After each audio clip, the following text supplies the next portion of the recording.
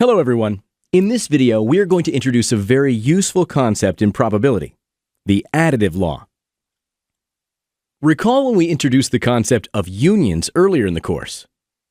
We said that the union of two events, A and B, is equal to their sum minus their intersection. The additive law states something very similar.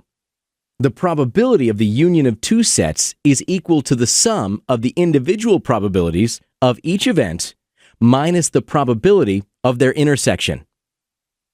Let's go back to the survey from the last lecture. The union of women and vegetarians equal the sum of probabilities of being a woman and being a vegetarian minus the probability of being a vegetarian woman. Numerically, this equals 0.47 plus 0.44 minus 0.15, or 0.76.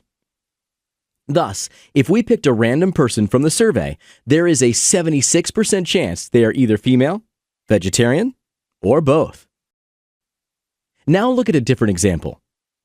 Suppose we know 38% of our colleagues can proficiently use Tableau, and 45% are experts in SQL. Additionally, 66% of the people in the office are good with at least one of the two. What is the probability of somebody being able to simultaneously implement SQL and Tableau?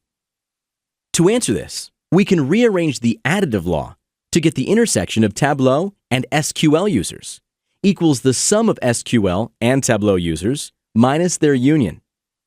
Plugging in the values we are given results in 38% plus 45% minus 66%, or 17%. Transforming this into a probability gives us a likelihood of 0.17 for somebody in the office to be able to proficiently implement SQL and Tableau. Certain events require the usage of a new concept called the multiplication rule. In the next lecture, we are going to discuss when and how we apply it. Thanks for watching.